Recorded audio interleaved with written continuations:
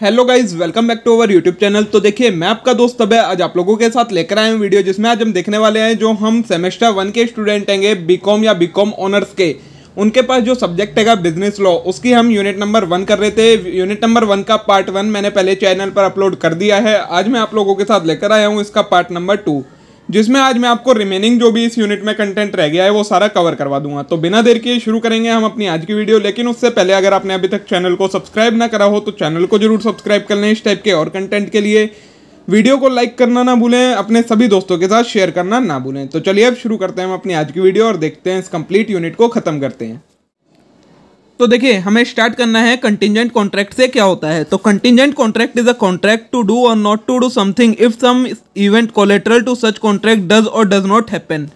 क्या होते हैं कंटिजेंट कॉन्ट्रैक्ट? कोई ऐसे कॉन्ट्रैक्ट जिसमें कुछ करने के लिए या कुछ ना करने के लिए कहा जाए, लेकिन कब होगा उसके वो करना या ना करना तब है जब कोई एक ऐसा इवेंट जो उसके कोलेटरल है, मतलब उसके सपोर्ट में है, और वो होता है या नहीं होता। मतलब अगर वो इवेंट होता है या नहीं होता है, जिस भी चीज़ पर हमारा ये कॉन्ट्रैक्ट डिपेंड है, उसके होने या ना होने पर जब ये वाला कॉन्ट्रैक्ट परफॉर्म हो तो उसे कहा जाएगा आपका कंटिजेंट कॉन्ट्रैक्ट। मतलब एक तरीके से ये हमारा जो मेन कॉन्ट्रैक्ट है वो डिपेंड हैगा किसी अनसर्टेन इवेंट के होने या ना होने पर, उसे कहा जाता है आपका कंटिजेंट कॉन्ट्रैक्ट। अब ये कंटिजेंट कॉन्ट्रैक्ट के कुछ इसेंशियल एलिमेंट्स होते हैं। तो देखिए, नंबर 1 है performance must be depend upon happening और not happening of an event. क्या बोला है, जो हमारा मेन कॉन्ट्रैक्ट है उसकी जो परफॉर्मेंस होनी चाहिए वो डिपेंड होनी चाहिए किसी दूसरे इवेंट के होने या ना होने पर, तभी किसी कॉन्ट्रैक्ट को कंटिजेंट कॉन्ट्रैक्ट की कैटेगरी में लिया जाएगा। ठीक है। नेक्स्ट है the event referred is to be collateral to the contract. क्या बोला है, जो इवेंट हम कह रहे हैं कि किसी इवेंट के होने या ना होने पर डिपेंड होनी चाहिए, वो इवेंट कैसा होना चाहिए, हमारा कोलेटरल होना चाहिए कॉन्ट्रैक्ट के, मतलब उसके साथ में ही होना चाहिए। नेक्स्ट है contingent contract should not mayor will of promisor. जो कंटिजेंट कॉन्ट्रैक्ट होना चाहिए वो सिर्फ प्रोमिसर की विल नहीं होना चाहिए, दोनों पार्टीज की इन्वॉल्वमेंट होनी चाहिए इस टाइप के कॉन्ट्रैक्ट में। ठीक है। आगे है अब rules relating to enforcement a contingent contract. कोई भी कंटिजेंट कॉन्ट्रैक्ट कब इन्फोर्स होता है। तो नंबर 1 है contingency is the happening of an event. तो the contract can not be enforced until and unless the event happen. क्या बोला गया है, अगर कोई कॉन्ट्रैक्ट है जो कि कंटिजेंट है किस चीज़ पर, किसी इवेंट के होने पर, तो जो कॉन्ट्रैक्ट है उसे हम तभी इन्फोर्स करवा सकते हैं जब वो जिस इवेंट के होने पर वो कॉन्ट्रैक्ट डिपेंड करता है वो इवेंट हो जाता है, तभी वो कंटिजेंट कॉन्ट्रैक्ट परफॉर्म हो पाएगा। If happening of event become impossible then the contract is void. और अगर उस इवेंट की जिसके ऊपर कॉन्ट्रैक्ट डिपेंड करता है वो इवेंट के होने की पॉसिबिलिटी ही इम्पॉसिबल हो जाता है वो, तो जो हमारा मेन कॉन्ट्रैक्ट है वो कॉन्ट्रैक्ट वॉइड हो जाएगा। सेकंड है contingency is in the non happening of an event. तो क्या बोला है, the contract become only enforceable when the happening of contingent become impossible.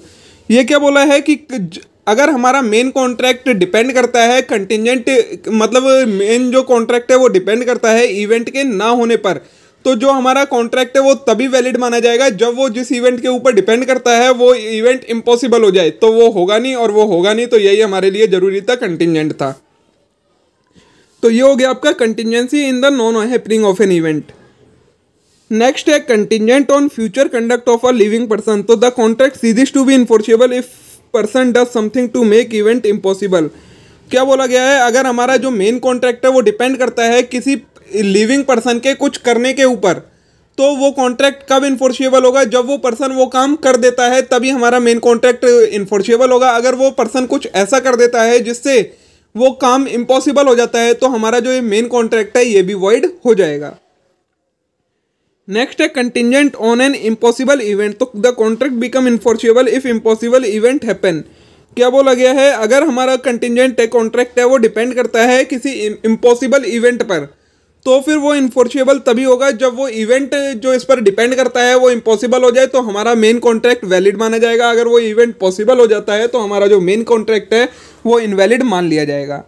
तो ये आपके 4 पॉइंट हैं जिसमें बताया गया है कि जो आपके कंटिजेंट कॉन्ट्रैक्ट होते हैं वो कब परफॉर्म होते हैं या कब इन्फोर्स हो पाते हैं। नेक्स्ट जो लास्ट टॉपिक बचा है वो बचा है आपका क्वाजी कॉन्ट्रैक्ट का, कि क्वाजी कॉन्ट्रैक्ट क्या होते हैं। तो even in absence of contract certain social relationship given rise to certain specific obligation as in case of regular contract.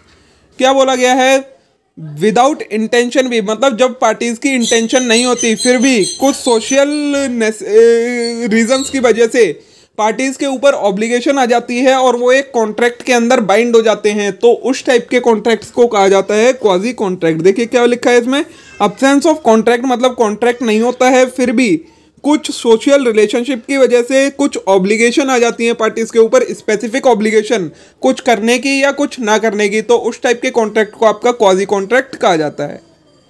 Next अगर टाइप्स दिए हैं किन किन टाइप्स के क्वाजी कॉन्ट्रैक्ट हो जाते हैं, तो नंबर 1 है claim for necessary supply to a person incapable of contracting. तो any person supplying necessary to a person who are incapable of contracting is entitled to claim the price from the other person's property. पहले type का बताया है, मतलब अगर कोई person किसी person को दूसरे पर्सन को नेसेसिटी मतलब हमारी जो ज़रूरत की चीज़ें हैं वो सप्लाई करता है किसी ऐसे पर्सन को जो कॉन्ट्रैक्ट में एंटर होने के लिए कैपेबल नहीं है, कॉम्पिटेंट नहीं है, तो फिर जो पर्सन सप्लाई कर रहा है उसके पास राइट आ जाता है कि वो उस पर्सन की प्रॉपर्टी से अपना प्राइस रिकवर कर सके जितनी उसने नेसेसिटी सप्लाई करी हैं। ये आपका पहले टाइप का क्वाजी कॉन्ट्रैक्ट हो जाता है। नेक्स्ट अगर right to recover money paid for another person, तो a person who paid a sum of money which another is oblige to pay is entitled to reimburse that person provided that payment is paid to protect his own interest. क्या बोला गया है, अगर कोई person किसी दूसरे person के behalf पर कोई पैसा पे कर देता है तो उस पर्सन के पास राइट आ जाता है कि वो उस पर्सन से जिसके बिहाफ पर उसने पैसा पे करा है उससे वो अमाउंट को रिकवर कर सके। लेकिन एक कंडीशन बोली है, पैसा तभी पे किया जाना चाहिए कि जब उसे अपना इंटरेस्ट बचाना हो उसमें, मतलब उस पैसे से उसको कुछ नुकसान हो रहा हो। अगर वो पैसा पे नहीं करता है तो फिर वो एक वैलिड क्वाजी कॉन्ट्रैक्ट माना जाएगा, वरना वो वैलिड क्वाजी कॉन्ट्रैक्ट नहीं माना जाएगा। ठीक है। नेक्स्ट है obligation of person enjoying benefit of gratuitous act. तो where a person lawfully does anything for another person और deliver anything to him not intending to do so and such other person enjoy the benefit the latter is bound to pay compensation to former. क्या बोला गया है, अगर एक person lawfully कुछ करता है या फिर किसी पर्सन को कुछ डिलीवर कर देता है जो कि वो डिलीवर करना नहीं चाहता था, लेकिन किसी या तो बाई मिस्टेक या फिर लॉ की वजह से उसे डिलीवर करना पड़ा, तो फिर जिस पर्सन और दूसरे पर्सन ने उसका बेनिफिट भी ले लिया उस चीज़ का, या जो कुछ भी डिलीवर किया है उसको यूज़ कर लिया, तो फिर जिस पर्सन ने यूज़ कर लिया है या बेनिफिट ले लिया है उसके ऊपर लाइबिलिटी आ जाती है कि वो कंपनसेट करेगा दूसरे वाले पर्सन को। ये आपका थर्ड टाइप का क्वाजी कॉन्ट्रैक्ट आ जाता है। नेक्स्ट है responsibility of finder of good. तो a person who find goods belonging to another and take them into his custody is subject to same responsibility as he was bailee. क्या बोला गया है, अगर एक पर्सन है उसे कोई खोए हुए गुड्स मिल जाते हैं, मतलब किसी की खोई हुई कोई चीज़ मिल जाती है, तो उसके ऊपर वही सारी लाइबिलिटी आ जाती है जो कि एक बेली के ऊपर होती है जब उसे गुड्स बेल करे जाते हैं, और वही सारा ड्यूटीज़ और लाइबिलिटीज़ उसकी हो जाती हैं। तो ये होता है हमारा फोर्थ टाइप का क्वाजी कॉन्ट्रैक्ट। नेक्स्ट है liability for money paid by mistake or coercion. तो a person to whom money is delivered by mistake or under coercion must repay or return it. क्या बोला गया है, अगर किसी पर्सन को बाय मिस्टेक या फिर बाय कोर्जन मतलब धमका कर पैसा ले लिया गया है, तो जिस पर्सन के पास पैसा आया है उसकी लाइबिलिटी आ जाती है कि वो उस पैसे को उस पर्सन को दोबारा वापस करे। ठीक है। ये हमारे 5 टाइप के क्वाजी कॉन्ट्रैक्ट होते हैं, 5 तरीके के। एक लास्ट टॉपिक बचा है, बाय हुम अ कॉन्ट्रैक्ट में भी परफॉर्म, मतलब एक जो कॉन्ट्रैक्ट है वो कौन परफॉर्म कर सकता है। तो नंबर 1 आता है आपका promisor himself. The contract entered for performance of skill it become necessary that promisor himself perform it. क्या बोला है, अगर कोई ऐसा कॉन्ट्रैक्ट है जिसमें आपकी प्रोमिसर की स्किल्स इन्वॉल्व है, तो फिर ये लाइबिलिटी आ जाती है प्रोमिसर के ऊपर कि वो खुद ही उस कॉन्ट्रैक्ट को परफॉर्म कर सकता है, किसी और पर्सन से उस कॉन्ट्रैक्ट को परफॉर्म नहीं करवा सकता है, कोई उसका लीगल हायर या रिप्रेजेंटेटिव या एजेंट उसे परफॉर्म नहीं कर सकता। सेकंड है बाय एजेंट। तो where a personal skills are not involve the promisor can employ a competent person to perform it. क्या बोला गया, अगर कोई कॉन्ट्रैक्ट ऐसा है जिसके अंदर जो प्रोमिसर है उसकी स्किल्स इन्वॉल्व नहीं है, तो वो चाहे तो किसी ऐसे कॉम्पिटेंट पर्सन को रख सकता है जो प्रोमिसर के बिहाफ पर कॉन्ट्रैक्ट को परफॉर्म करेगा। नेक्स्ट है रिप्रेजेंटेटिव। तो upon death of promisor legal representative और deceased are bound to promise unless involve personal skill. क्या बोला गया है, अगर प्रोमिसर की डेथ हो जाती है तो जो उसका लीगल रिप्रेजेंटेटिव होगा वो बाउंड हो जाता है, लायबल हो जाता है कि वो कॉन्ट्रैक्ट को परफॉर्म करे जो कॉन्ट्रैक्ट पेंडिंग रह गए हैं। लेकिन अगर किसी कॉन्ट्रैक्ट में प्रोमिसर की स्किल्स इन्वॉल्व हैं और प्रोमिसर की डेथ हो गई है तो फिर लीगल रिप्रेजेंटेटिव के ऊपर ये लाइबिलिटी नहीं आती है कि वो पर्सनल स्किल वाले कॉन्ट्रैक्ट को भी परफॉर्म करे। नेक्स्ट है थर्ड पर्सन, तो where promisee accept performance from third party he can not afterward enforce it against promisor.